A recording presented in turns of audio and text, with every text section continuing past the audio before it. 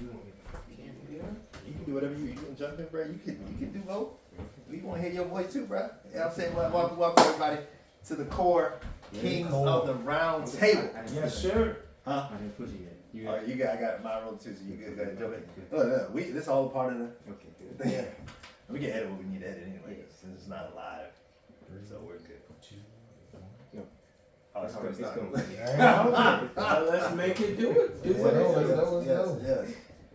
All right, so I'm Matthew, and so God had placed it on our heart, all of us, to bring some exposure, like have messages that move the masses and conversations that people aren't having or that we need to have, because there's so much going on in the world that us as men, as kings, as believers, where's the church been? The church has been silent on a few things, or not as outspoken as they can be because of all the things going on. And so we want to bring light, we want to bring vision, we want to bring some truth, exactly, to what we're doing, what we're talking about. So we're going to break bread just for Deuce in Virginia.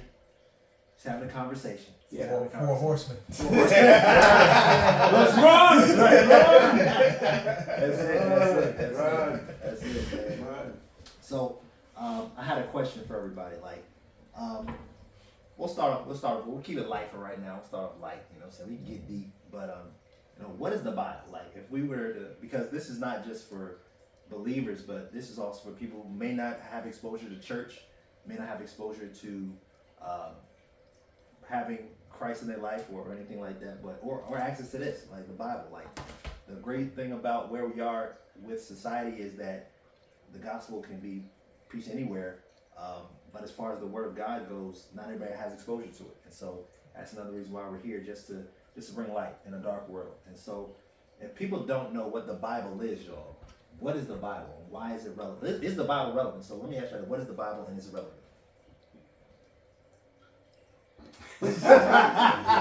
Well, for me, the Bible is just written text. It is word. It is what God has said and God has done. But it's not accomplishing all. But it's like a text message or an email that we send to somebody. You can read it, and sometimes, when you read a text message or an email, you can get different interpretations. Yeah. And sometimes you need to pick up the phone and call and actually say, hey, when you said this, what does that mean? So to me, the Bible is just written text of what God has said and what God has done. And it's a lot of instructions. And a lot of times in the business world, you'll tell somebody, send me an email, tell me what exactly you want me to do. Mm-hmm. I believe that the Bible is God's text to human beings to tell us what he wants us to do. And he put some examples in there, some historical stuff to say this is what they did. Some stuff they did, God like that. Then there's some stuff he said, this is what I want you to do. So it's written text. Okay, bet. The thing that was coming to my mind is good news that needs to be unveiled. Because the scripture talks about how that there's a generation that's blinded by the word. And part of the problem with what's going on with the word is veiled, is because you have the many different interpretations that have gone. Some of them have gotten an okay, and then you got some that's just gone far off into the deep end. That's not in a good place. Right. So what you want to do is you want to have people in your life that are like what I call a Philip, that are able to be like, hey, this is what this text says. And I feel like we in this podcast are like a Philip to a generation out there that needs to let this good news be unveiled. Yeah. Okay. Respect. What about you, bro? It's like a blueprint that God put out for mankind of what he wants us to do, like he said, what he wants us to say, how he wants us to do it, where, even sometimes. It's just like a blueprint of how to live life every single day. Bet. Yeah. And for me, I grew up in the church and all that, so of course Pops used to tell me that, the Bible is basic instructions before leaving Earth. Y'all heard that, right? Mm-hmm. And then 40 men under God's direction who wrote the book. And then for me, like, what I look at it as now is, this is the Constitution. Like, this is the Constitution of heaven. That's late great Miles Monroe. We all know what he said about it. But It's patterns, principles, promises, precepts, all of that in here. This will teach you how to live kingdom. Yes. Because there's so many Christians nowadays, or people that think that, it's all about just getting saved and that's it. You get saved, you go to heaven, you live your good life, and that's it. That is not all there is, especially as believers, as disciples of Christ. There's a mandate on all of us to actually take this book and expand the kingdom of God. Like, and some people don't even know what the kingdom is. Right. And how can you say you're a Christian or you believe something and you don't even know what kingdom is? Like, king's domain. And y'all want to expand on that? Like, what is the king's domain? Oh my God, yes, and I think that's so misunderstood. It's not used. We've become making the Bible just a religious book. But in actuality, if you're starting a business, that's a good book to start with. If you're in a relationship and you don't know how to get out, that's a good book to start with. If you're considering having children and how to raise them, it's a good book to start with. So when you say the king's domain, it's a book that says that there is a king, and I know that there are different people that think different things about kings, but God's is a king and he has a domain and it's the earth. And that book will tell you how he expects us to live. And anytime you create something, the purpose of the thing is in the mind of the creator. So the book is going to tell us what God thought when he made us. I'm 5'8", 220-ish. And yes, ish. That means it depends on what I did the last 2 weeks, is whether it's ish up or ish down. But it helps me understand who I am. I don't have to be Matthew. I don't have to be Keith. I don't have to be Pat. So this book, I think it talks to us what the kings want us to do. What we supposed to dominate. What are we supposed to be doing, man? Come on. So I hear what y'all saying, but like, I would venture to say that, is this even relevant now? Like, is the Bible, fellas, still relevant? Because we got people that they've never opened this up before, especially people, the Alpha generation and Gen Z. Like, they've never opened this book up. They don't really understand it. They don't even know of God. They don't even have fathers in their life, fathers. We all fathers here. They don't even understand having a father, so why should they believe this book about a king, about a father who loves his children? Why should they care? It's relevant in this sense that if you gotta fight against it so hard for somebody not to read it, then it means there must be some truth in there for you to read it. You know what I'm saying? Okay. And I look at Jesus. Jesus came, not only did he teach, he modeled what he wanted for his kingdom to be. It's even in the Lord's Prayer, thy kingdom come, thy will be done on earth as it is in heaven. So it's relevant because it's been fought against so much to get people to, you can go to any trend on social media and you can see something about people talking about tithing and how erroneous that is and why I don't want to give my money to the church no more because of X, Y, Z. We talk about church hurt and why certain leadership did X, Y, Z, did such and such and whatever. And there's a million and one things to say, man, I don't want to deal with God. But I'm going to share my story because I've been a part of a cult church before. And I can tell you, I sat at a table. No, now I got freedom to speak. I sat at a table just like this. And we will read the book. And I think with the straw that broke the camel's back, and I hope somebody's listening to this because I'm pretty sure that you've probably experienced this before.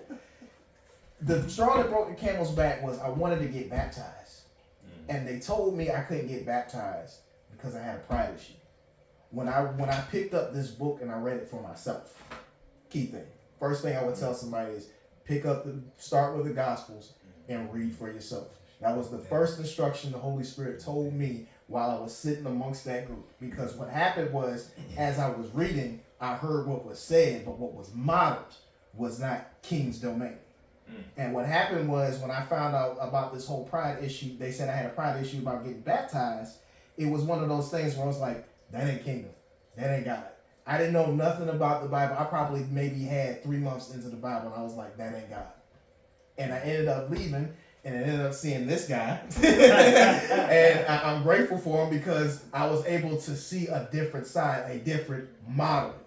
You know what I'm saying? And so that's the problem. That's what you're fighting against. It's not so much the relevancy, it's the model that's out there. People see one model and think, oh, because this is bad, I don't want to deal with it. People go to fast food restaurants every day. Go to nasty. Let's just use Popeyes for example. Oh, People, yeah. I'm going there because people. It's not brought by Popeye. People get bad customer service from there and say, I'll never stop go there. But you'll go to another Popeyes and still get some chicken from somebody else that'll get better service and you'll be good. It's the same thing when it comes to the kingdom. You got some people that call themselves Christians that are not good models. But that don't mean because you saw a not so good model that they're not good models out there. And that's what you're fighting against. It's not the relevancy. It's what's been modeled. And when you see what's been modeled, it's like, I don't want to deal with it. Same thing with marriage. I seen what's been modeled with marriage.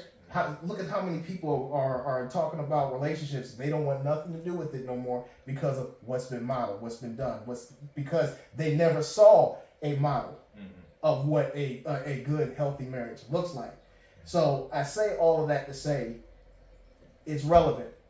But what's been modeled is what's pushing people away. So let me ask you this: I'm gonna be the devil's advocate. So is it relevant to just you, versus just somebody that may not need it? They may find relevancy in something else in another. But what if it's relevancy in the Quran? Okay. You see the Muslims doing their thing now. We got nothing against them, but what if there are other models that seem like it's more relevant than the Bible? Like, why should they go to this book versus another book? I think that, let me answer that. I think that the Bible talks about things being hidden. Mm-hmm. And I think, to piggyback off of what Pat said, I think that it's in there, but you have to take the time to find it. Okay. So there are people who say things like, birds of a feather flock together. I get that. Yeah. But 1 Corinthians 15:33 talks about bad company corrupts good character. What it's basically saying is, if you hang out with bad people, you're going to become like them. Another scripture says, walk with the wise and become wise, but the companion of fools will suffer harm. The bottom line is, birds of a feather do flock together, but it's in here in a different format. So I think that there are people who may be doing kingdom principles that are actually in the book, but they don't know that they're following the book. And so you got to go in here and figure out why you're doing this. I don't know if you ever bought an electronic device, but you realize that you're doing only 4 or 5 things, but actually there's more you could be doing with it, but you just haven't found it. So I think the book is relevant, but I don't think the book is known. I don't think we study it. I think we're actually doing the golden rule, doing the people as you have them doing to you. But that's in the book. So I don't think that the book is known. It is relevant. Okay. But I don't think it's known. And there are other books who copied this book. So you're telling me, like, Think and Grow Rich, some of the principles there, absolutely. Like As a Man Thinketh. 100%. Wait a minute, you talking about those books come from this thing here? As a Man Thinketh. Where's that from? That's Proverbs. That's a proverb? Yes, it actually is. Yeah. How about this? I ain't got time for that right now. Well, Ecclesiastes 3:1 says, to everything there's a time. Right now, this is what we chose to do with our time. Okay. But at the same token, tomorrow at 10 o'clock, I can't sit here at this table to chat with y'all because brother got a business. So he got to, I got to be trying to make some money and make it rain and do what I need to do. We make it rain. Yes. No, making it rain in my house. I ain't trying to make it rain at your house, at your club. No. Send it on. No. I'm trying to make it rain with my folks. Everybody connected to me. But I think that you hit on something that's very, very key. I think that there are some things that we don't recognize that's in the Bible. Yeah. It's in there. If you want to know about relationships, how about just simple things like, well, I ain't going to say nothing. Well, there's a time and a place to talk. Sometimes you need to talk, sometimes you don't. Right. But I just don't think that we've used the book right. I just don't think we've, we haven't used it. It's been misused, as Pat said. And I will say, like, there's so many misconceptions about the Bible. Yes. Like you said before, people think that it's a religious book. But if you actually read the Bible, like Old Testament and New Testament, because it can't be New Testament if you ain't never read Old Testament, because then it's new to you. But half the people were not half, most of all the people were jacked up. David, literally, was already married, was the king. Saw a woman he liked, and was like, you know what, I want to wipe her up. So let me go ahead and throw the husband out the battle. I'm going to go ahead and wipe her up. Like, there's so many people that have done so many crazy things in the Bible that were messed up, jacked up, and a lot of times, people, you out there, you feel like you're doing this thing by yourself. You feel like you're isolated. You're the only one going through something. But everything, I promise you, everything that you've done and gone through is in this book. You better But preach. because there's so much noise, Yes. there's a thing that, you know, I'm a business guy. So there's a difference between signal and noise. Mm-hmm. There's so much noise around us that we don't find the signal. Mm-hmm. That's where you have to cross. You got to go vertical before you focus on your horizontal, because if you never focus on the horizontal, if you don't focus on the vertical, you won't get clarity on how to live your horizontal life. Well, let me piggyback at this. What did Jesus often do? He withdrew from the noise. Yes. Yes. He withdrew from the noise so that he could get the signal Yeah. from the Yeah. Father. So sometimes we have to model Mm-hmm. what's in here. We got to withdraw from the noise. We got to withdraw from social media. Yeah. Too many opinions going on. Blah, blah, blah, blah, blah. Sometimes it's even your own mind. Sometimes it's your past. You Yeah. have to know the noise that's loud in your life. You have to learn how to silence that noise and be like, okay, the noise is silent. Now, God, I need you to speak to me what you say. Because in that, that's when you find that signal. So, are you? Go ahead, what are you gonna say, bro? I was just gonna say, just to put my plug in, and if you have a whole bunch of noise around you, doing your own thing, living your own life, God is a gentleman. He'll speak softly, but if you got all of this noise going on, you're not gonna hear it. Yeah. Say less. Right. Think about it. He didn't. He wasn't in the fire. He wasn't in the whirlwind. He wasn't in the earthquake. But through a still small voice. And a lot of times, we want God to be this grandiose, like Yeah. make the earth spin I and am quake and God. the tree just. Yeah. Sometimes He want to speak to you through going to, like, here's what He spoke to me. I got my caller. Like, I was at the beach. It was quiet. I literally walked the sand, and He said, "Beautiful are the feet." That's all He said. Beautiful are the feet. And I just kept walking and listening. And a lot of times as men, we often are so busy trying to push, and I'm one of them. Like, I have 12, 14 hours, ask the missus. I go hard in the paint. I wake up and it's nighttime, I go to bed, or get to the crib and it's nighttime. But there are times where we have to slow down and speed up as military people. So y'all know that, right? Yeah, Slow man. down and speed up. So we actually have to take a step back and see what God has for us in this season, so that we're not exuding so much energy and so much force There you go. that we end up missing what He's actually saying. Because we can't. I was all this morning, y'all. I was crying my tail. Oh my Lord, I can't do all this stuff. Because we try to do it in our own strength. Yes. As men, we don't have to do it in our own Nobody. strength. There's a God who said He would take on all of our burdens. Yes. All of our And being Christ-like doesn't make you weak. It doesn't make you less of a man. As a matter of fact, I would challenge you to say that it takes more strength to not react Okay. and wait until you can respond versus somebody that just comes up out of their mouth and they do stuff. Yeah. I believe that one of the things that we struggle with as men is whenever somebody creates a thing, what was in the mind of the person that created it? You know, I'm a contractor. You know, a hammer is a good thing. A drill is a good thing. But you do know that I could use a drill as a doorstop to keep the door open.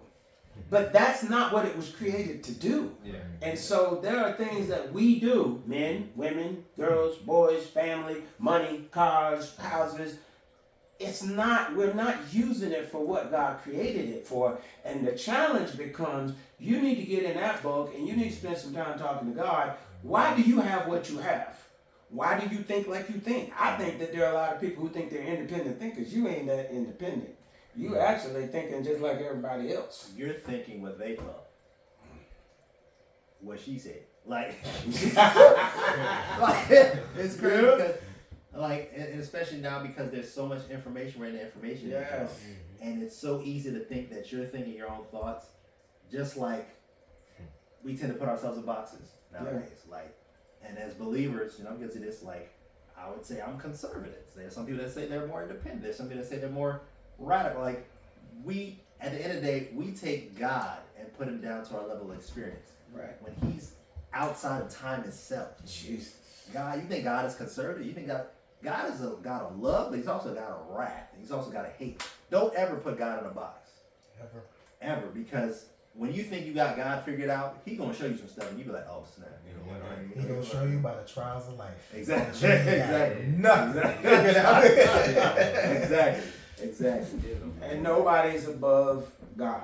Exactly. And that includes me. You know, I think one writer says least of all. Paul talks about himself as being least of all. There are things that happen that will just humble you. Yeah. I look at people now and they think because they got fame and popularity and money that it doesn't matter. The creator of Apple, that man didn't want for nothing, but he had a disease that took him out. He's gone. And there are a lot of people that have everything that we are trying to get, and then they take a gun and put it to their head and blow their brains out. The question becomes, do you know why you were created? Do you know what you're supposed to be doing with what you got? You're an influencer, but you're influencing people to do dumb stuff. So where does the question become that I figure out? Here's a question that I think everybody needs to ask. Who am I and why was I created? Who am I? Yeah. And why was I created?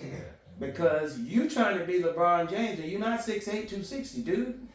First of all, we're not gonna have this conversation because then I'm gonna get into an argument about LeBron is cool, but I'm all about Mike, y'all. I'm all about Mike. Mike was the GOAT. I got this generation. I got people in the comments talking about it's LeBron, it's LeBron. I got people that the young heads talking about LeBron's. No.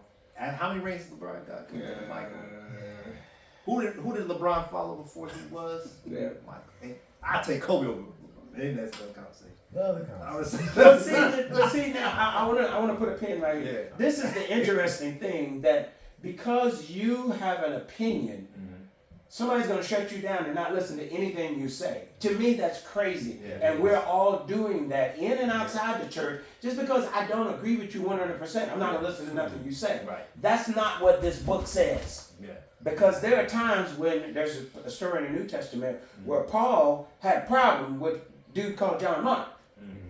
But Silas said he had no problem with him. Paul said he ain't going with me. This dude's a punk. He quits. I don't like quitters. You know, he ain't tough. He ain't going with me. And Barnabas was like, nah, man, he the dude. He went with Barnabas.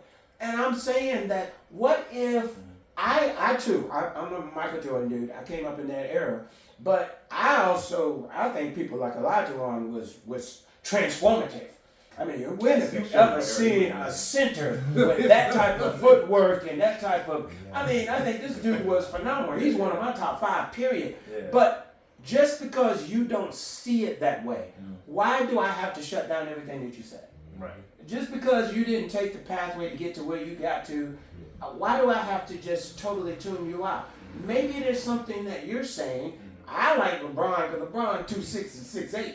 You know, I'm saying to myself, man. I mean, he a freak of nature. Like, He He is. a freak of nature. Yeah, Like, the boy could have played tight end. he could have. Yeah. No, Ray Lewis would have to say something about that. He wouldn't have played for no 20. Yeah. Not been no 20. No. Maybe 10. Take a seat. Yeah, buddy.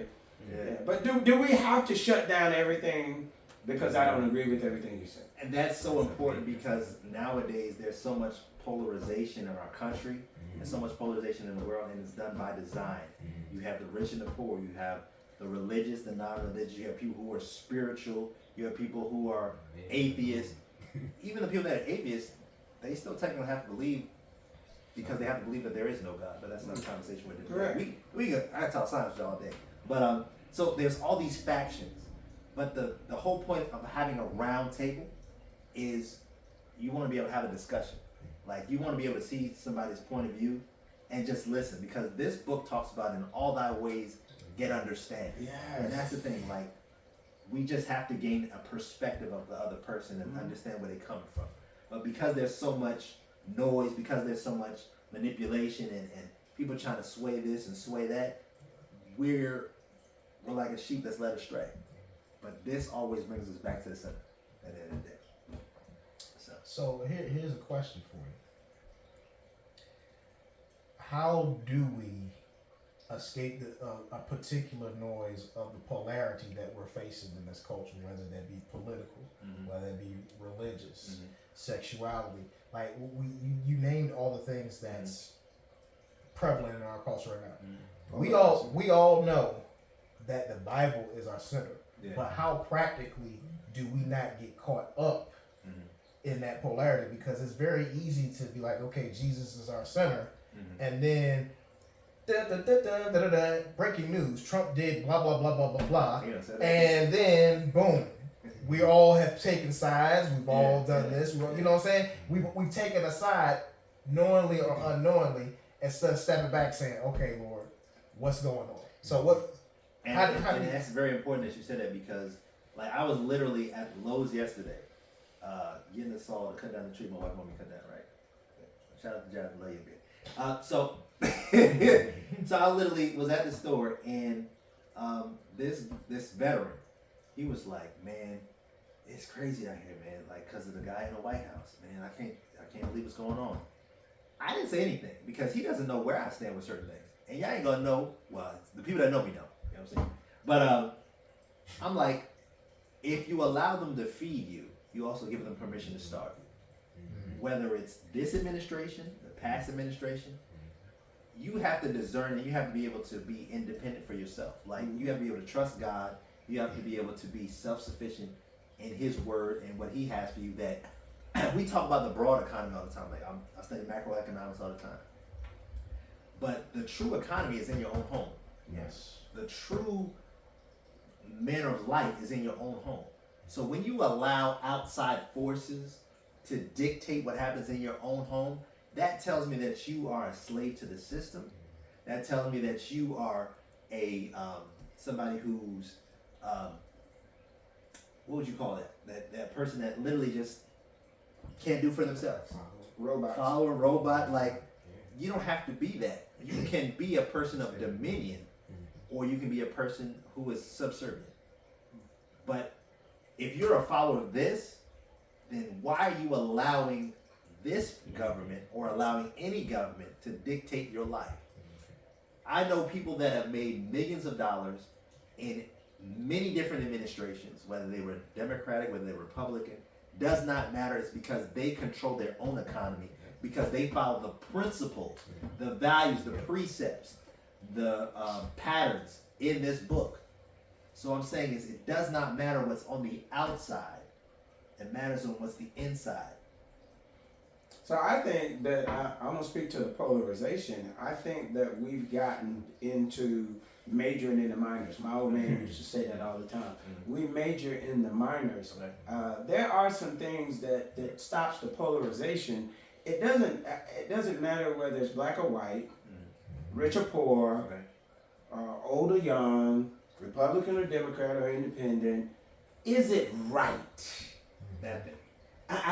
So even as a man, when you're in a relationship with a lady or you have a wife, is it right to not call home and leave home at 8 o'clock and don't come home till 2:30 in the morning? Well, somebody would say, well, ain't nothing wrong with that. My question to you, though, is, now I'm going back to this book. Do unto others as you would have them do unto you. Are you cool with her walking out the door at 7:30 to go hang out with her girls and not coming home till 2:30? If you don't want that done to you, then it's not right for you to do it to them. So I think some of the polarization will go away if we stop trying to put everything in a category and just ask, is it right or wrong? And then people say, well, I don't see nothing wrong with it. Okay, I asked two questions. Number one, are you okay when it's done to you? Because I like it when people say, oh, I'm brash, I'm straightforward. Most of those people can't handle the truth. They will tell you how straightforward they is, but when you give it right back to them, they got something to say about it. My question is, number one, are you okay with it being done to you? And then the second question is, not only are you okay if it's done to you, do you really, really believe that if you go in this book and you look in this book and you find out that in this book that I shouldn't do that because the other person is not pleased with it, are you willing to change because you want them to do the same? I don't like being yelled at in public by nobody. Black, white, old, young, whatever. You want me to shut down and start yelling at me in public. But I also have to make sure I don't yell at people in public. How about maybe you just don't like, I got a friend now, she just don't like it when she's talking to you and you don't respond. That drives her nuts. She's like, did you hear me? You didn't say nothing. So I have learned to give what I want to receive. So since I want her to be corrected, I'm corrected. And so when she said something, she finished, I'll say things like, I heard you. Could you give me a minute? I'm processing that. I'm thinking about what you said. Hey, that's a little bit different. I don't know. Give me a minute to think through that. I'm giving what I want to receive. That sounds like communication, right? Common union. But when it's one-sided, it never works. It's polarizing. And it's polarized, exactly. And the problem is there's a faction of people that only want to hear what they want to hear, and they don't want to listen to what the other side is saying. And because of that, the algorithms now only going to give you and feed you what you want to hear, to the point where it empowers and emboldens you to think that you're right. But if my truth says that your truth is a lie, is it still true? Is my question. Say that again. Actually, that was the truth. Years ago? Yeah, the The truth. truth, okay. I had years ago, y'all. I can't say I can't take credit for that one. But if my truth says that your truth is a lie, is it still true? I heard that when I was young, and I kept that with me. Because there's so many truths out here now, and now you have AI influencing people. So the people, especially the young generation, they're not gonna know what's the truth and what's the lie. They don't know what real is. They talking to ChatGPT now. They talking to Grok. They talking to, hey, how you doing? They can't even have a conversation like this because they're like scrolling their phones and stuff. Hey, how you doing? Hi, I am well. How are you? Like, what are we doing? Like, It's a computer. What I was going to say was the Bible talks about in the last days that they will have teachers of itching ears of the people that they're going to follow, and it doesn't necessarily have to be necessarily pastors. In context of the scripture, that's what they talk about. But we're seeing it, like you said, through the algorithms, people who they're influenced by, like all that stuff feeds into, hey, this person says it's true. They got X, Y, Z facts to say they back it up. Right. So if they say it's true, it must be true. Instead of having an independent mind saying, wait a minute, I hear what you're saying, but here's some other things that you have to consider. Yeah. And I feel like that's where things get lost. And I feel like that's where the polarization kind of gets kind of crazy, is because you have people that stand on one thing and one thing only, but they don't have the ability to look outside of themselves to see, hey, go back to what you were saying, is this true? Is this right? Is this something that you would want to have done to you if you were put in that situation? Yeah. So it takes, I would say, number one, it takes humility to be able to get there. And I think that's probably the first answer to the question that's getting the polarization, humility. Being able to look at a situation and say, hey, this may be what's going on, but let me ask these questions to see if, you know what I'm saying, if this is something that I won't have done. You said a hard word because you talk about humility and there's so much pride. And that can go many ways. But that's for a different day. For a different day, y'all. We're gonna say that word for a different day. That word by itself. Yeah, we can live that the whole we spend some time because there's a lot of even when people won't say I'm sorry. You know, I went through marriage counseling and I've done some counseling myself, and one of the things that you have to say, I'm sorry I hurt you. Yeah. It doesn't mean that I didn't mean what I said. Yeah. It means that when I said it, I didn't have the intent of hurting you. So I'm apologizing for hurting your feelings. I really didn't want to hurt your feelings. But can we talk about if what I said is true or not? Can we talk about that? No, your breath stinks. You need to brush your teeth more than once a day. Brush your teeth. No, because when I said I don't want to kiss you until you brush your teeth, you didn't catch the hint. You know, so I think that's. Oh my God. Oh, man. Yeah. I'm hoping that we're saying some things that make you think, things that make you go, you know, have you really taken this Bible? And I challenge anybody out there listening, whatever your thought pattern is of Jesus, I would challenge you to read the Gospels and read it in more than one translation because I do think he is the GOAT. And I think that there are times, Jesus was spicy. Jesus Flipping tables over. Yeah, Jesus was kind of spicy. Jesus was like, you know what? All y'all devils and your daddy is the devil too. I mean, really? Really? I mean, he was kind of spicy. Man been laying by the pool for 38 years, and he's like, Jesus healed me. And Jesus like, do you want to be healed? I mean, most of us would take that as, really, dude? Why would I'm here? I mean, do you want to be healed? And I say that because I think that once we start figuring out who Jesus was, yes, I would challenge anyone who doesn't know the Bible to read the Gospels and take a look at who Jesus was, and then flip back to that historical wisdom book of Proverbs and start reading that. Then one of my favorite scriptures in there is, walk with the wise and become wise. yes, yes.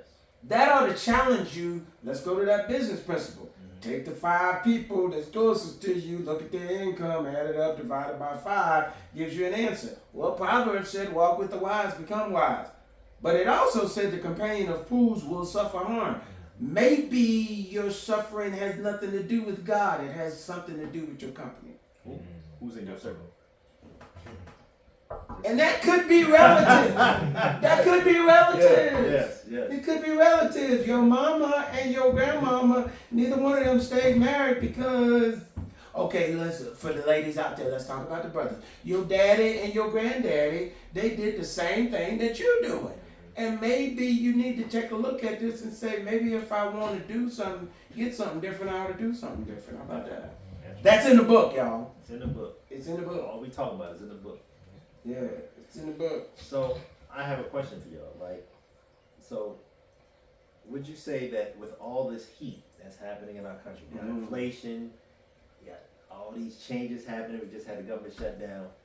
Do you think the voice of the church has gone cold in this heated and hot environment? Absolutely, because we're not united. Oh, whoa, you talking about the believers? We're not Christians say united. united? We're not united. We're fighting the same type of battles that the people outside the church are fighting, majoring in the minors. The church that's supposed to turn the world upside down is united. It's upside down. It's upside down. and they're united in one cause, in one foundation. The gates of hell ain't gonna prevail from that because Jesus built that foundation. Okay.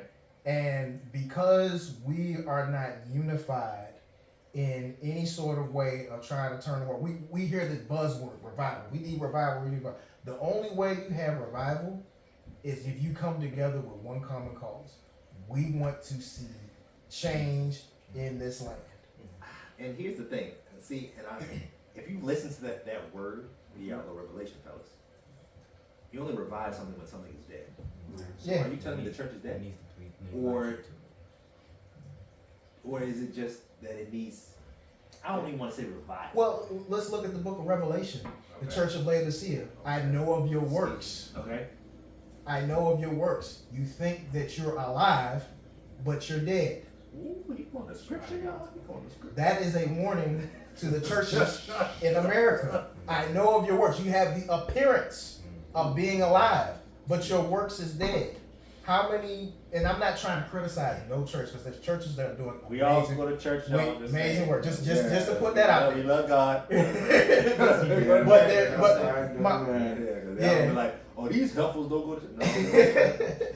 But my point, H-word. my point is, we go to Sunday morning gatherings, and then we hear a teaching, and then we hear something. We may get inspired for a moment. We may get a little tingle of inspiration for a moment, and then for the rest of the week, we forgot what we heard. So can I ask a different question? Go ahead. I know it's not polite to answer a question with a question.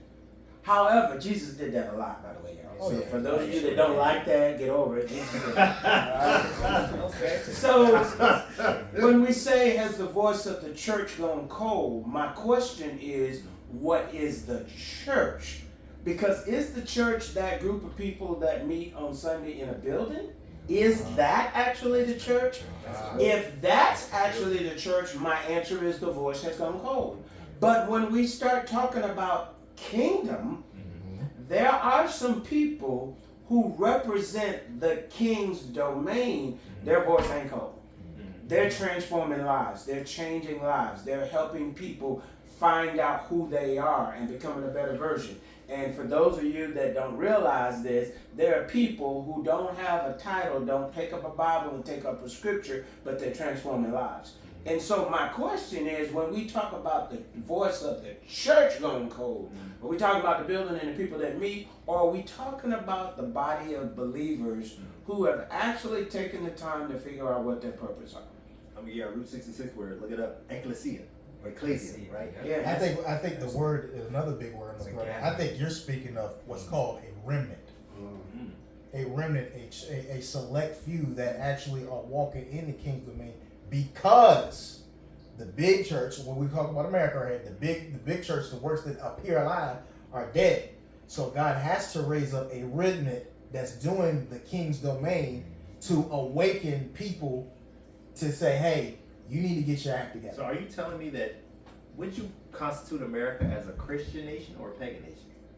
I would say we lean more pagan now. I would Lean say more pagan. I would say the principles were Christian.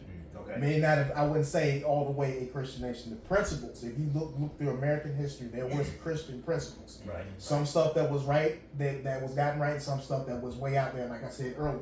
But I feel like we've leaned more pagan because beginning the conversation we talked about it, like the Bible has been weaponized to a point where nobody, the way the culture views it, it's almost like you don't even want to read this, because if you label yourself this, you have all these labels. I'm not even going to name the labels of what they call you, but you have all these labels of what they want to call you. So therefore, if you Christian, this is the lens that they view you from, instead of the lens that the model says you're supposed And to the be from. model is based off, I was talking to a pastor yesterday, it's based off of love.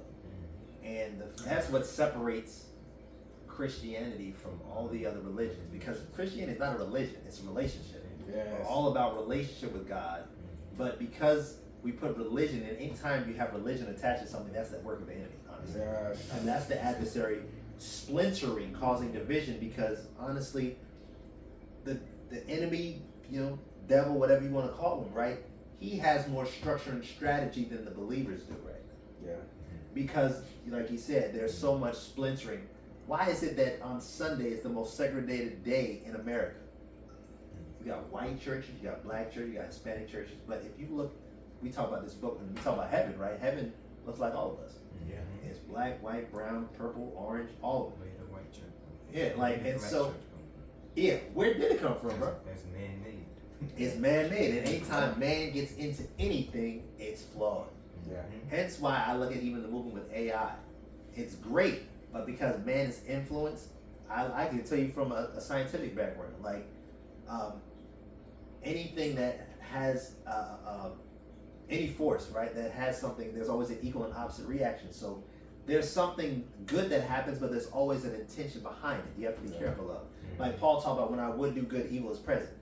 Myron Golden talks about disruption always follows intention. So even when God created something, the next scripture is, and the earth was void. That means that even when he created something, there was something opposite that had to go against it.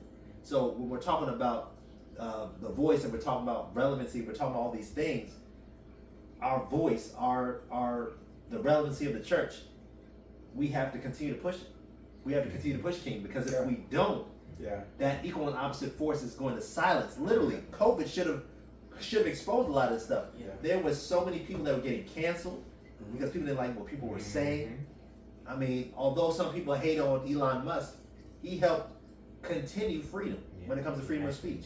I'm all about the Constitution. I'm all about the amendments, freedom of speech, freedom of all that good stuff.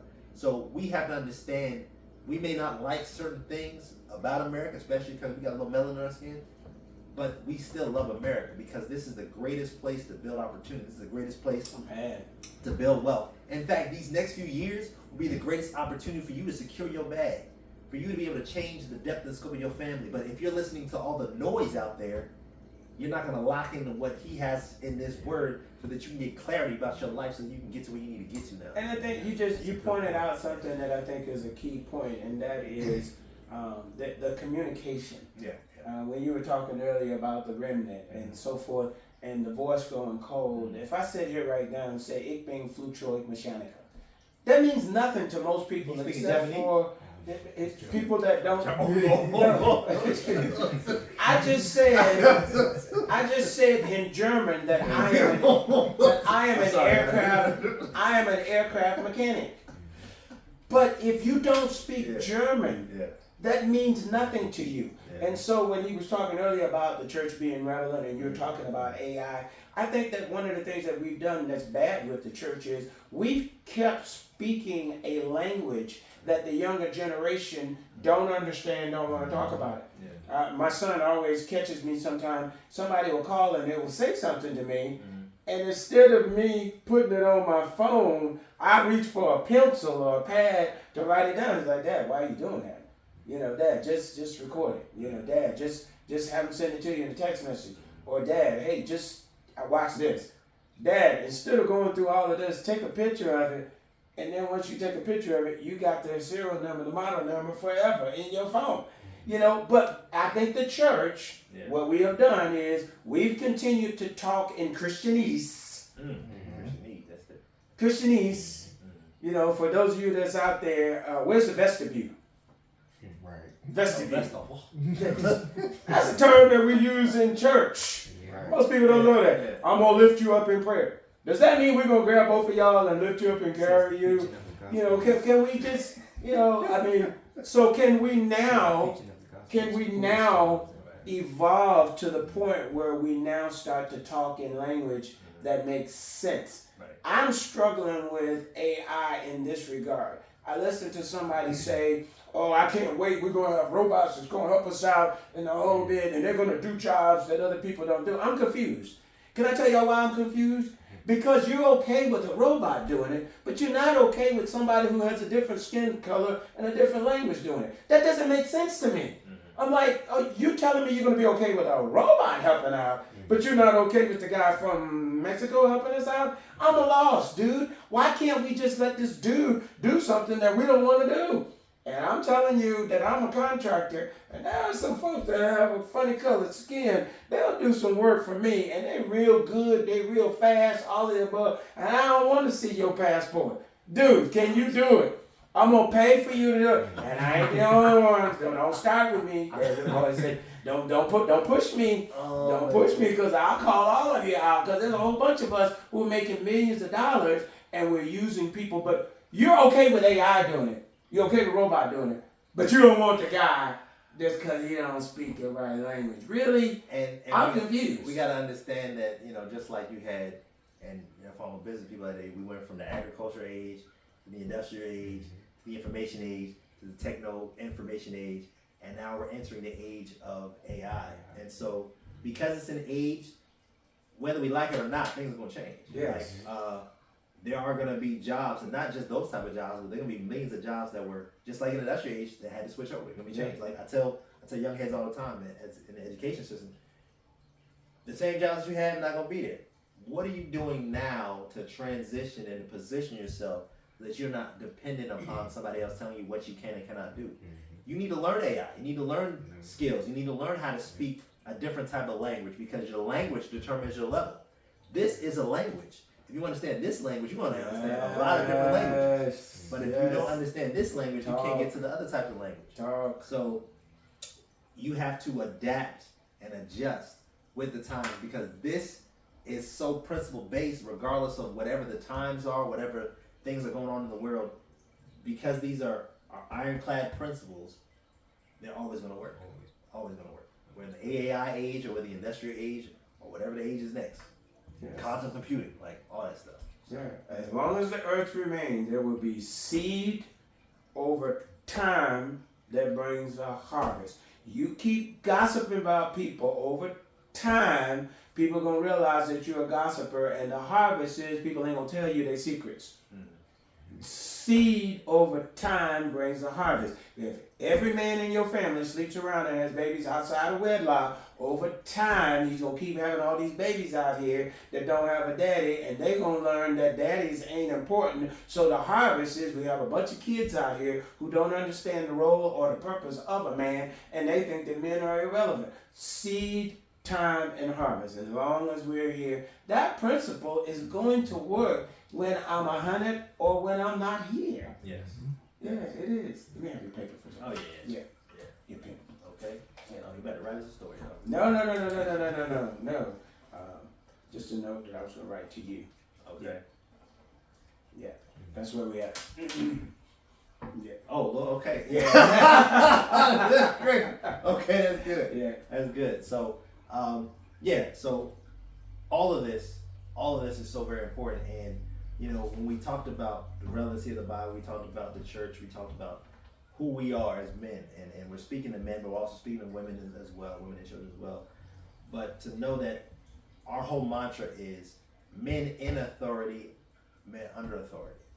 And when we're talking about being in authority, that means we have a kingdom call. All of you have a kingdom call. There's something that God has called for each and every one of us as men to do, even as queens as well. Shout out to all the queens out there. But there's something that you've been called to do. So you have to walk in authority, under God's authority, so that you can do the work that you are called to do. And then you allow your work to be your witness. You don't have to be out there flashy, doing all this stuff. Like, let your work speak for itself. Y'all have anything else? Yeah. Why don't we do this when we close out? Everybody just give a 30-second wrap up. What do you want to leave them with today? What you want to leave them with, Keith? Go for it. What you want to leave them with? I would just say, whatever you're doing in your life, as long as you are putting it up against this and the principles in this book right here, you should never get steered wrong. Wow. Don't walk in fear. We talked about a lot of different topics, and a lot of stuff is causing a lot of fear amongst people. Don't walk in fear, because Jesus, his word basically says he will uphold us with his victorious right hand. So that means we will walk in victory if we trust him. Trust the book, trust his word, get to know him, but don't fear. For me, it's relationship. I think from the beginning of time, when God created us in the Garden of Eden, he wanted to have a relationship with us. And so what I leave you with today is God is chasing us to have a relationship with us so that we'll better have relationships with people around us. Sometimes we can't have a relationship with friends, family, co-workers because our relationship with God is so crazy. And then we can't have our relationship with God based on our relationship with people, because people are funny and they act funny when your money ain't right. They act funny when you don't do what you tell them to do. So I leave you with, what is your relationship with God? Because that is going to be a reflection of how you treat people. All right. There you have it, y'all. So this is the core. Men in authority, under authority. Let your word be a witness. Heavy is the head of those that wear the crown. But you know you've been crowned for righteousness. You've been crowned for glory and for greatness. So keep doing what you're doing. Like and subscribe. And we'll see y'all next time. Boom. Bang. All right, yeah. Kings!